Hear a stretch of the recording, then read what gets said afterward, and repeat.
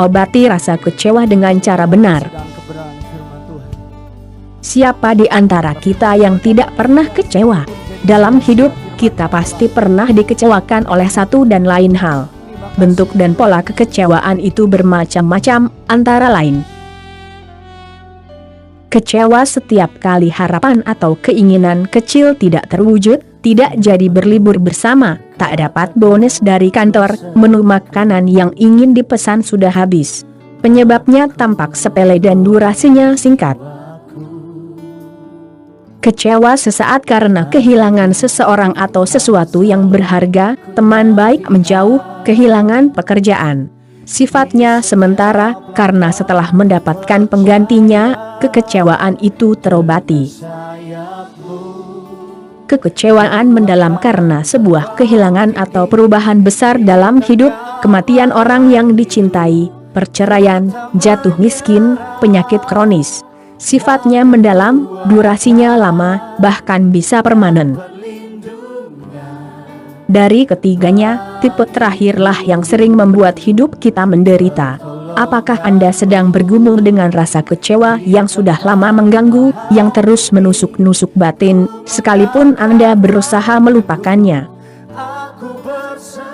Bagaimana cara mengatasi rasa kecewa menurut Alkitab? Tuhan adalah bagianku, kata jiwaku, oleh sebab itu aku berharap kepadanya. Ratapan 3 ayat 24.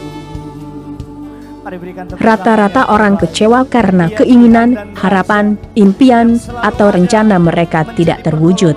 Contohnya, tidak kesampaian menjadi figur profesional di bidangnya atau gagal menyelesaikan kuliah akibat faktor finansial, berharap menikah di usia 25 tahun, tetapi setelah 10 tahun, tak kunjung menemukan pasangan, menginjak tahun ke-10 pernikahan belum juga dikaruniai buah hati. Terus mendambakan anak kandung sendiri meski sudah mengadopsi anak, ingin punya rumah sebelum menikah, tetapi hingga kelahiran anak yang kesekian, masih tinggal di tempat kos atau mengontrak, dan, yang paling menyakitkan, belum lama menikah, tetapi pasangannya sudah dipanggil Tuhan.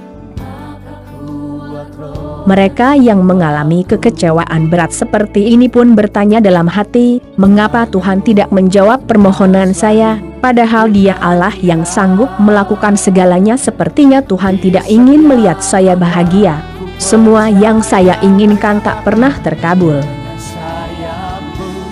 Kenapa orang lain mendapatkan dengan mudah apa yang mereka inginkan, sementara saya, sudah bersusah payah pun, tetap bernasib seperti ini? Tuhan tidak adil.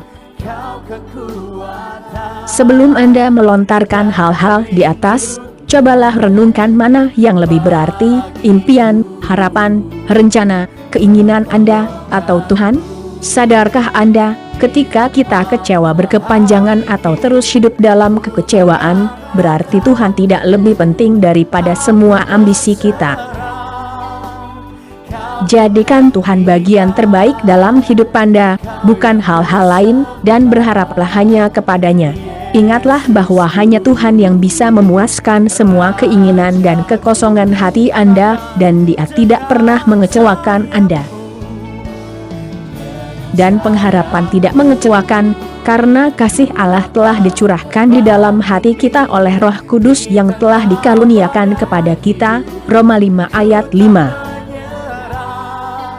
Singa-singa muda merana kelaparan, tetapi orang-orang yang mencari Tuhan tidak kekurangan sesuatu pun yang baik. Mazmur 34 ayat 10. Tuhan berjanji bahwa orang yang mencarinya takkan kekurangan apapun yang baik.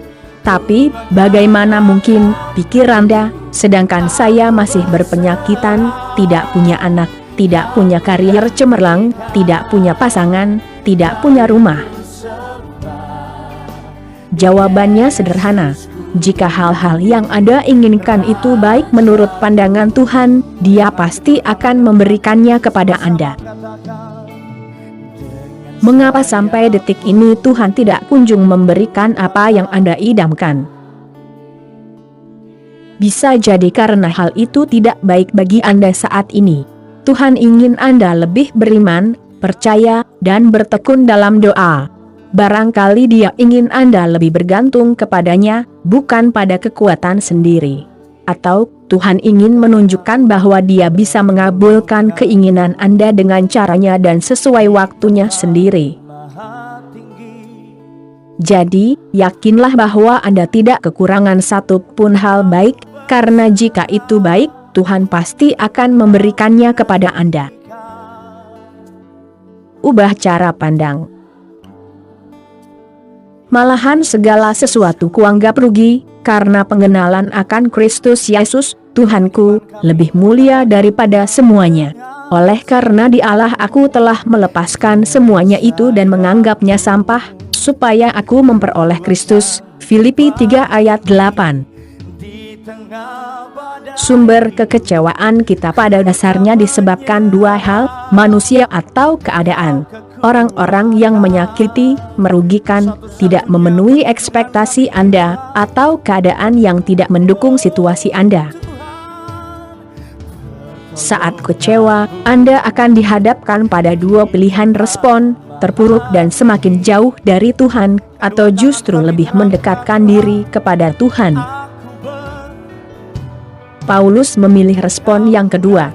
Begitu mengenal siapa Tuhan sesungguhnya, ia menganggap semua yang dia miliki adalah kerugian dan sampah, karena pengenalannya akan Tuhan lebih mulia dari segala hal.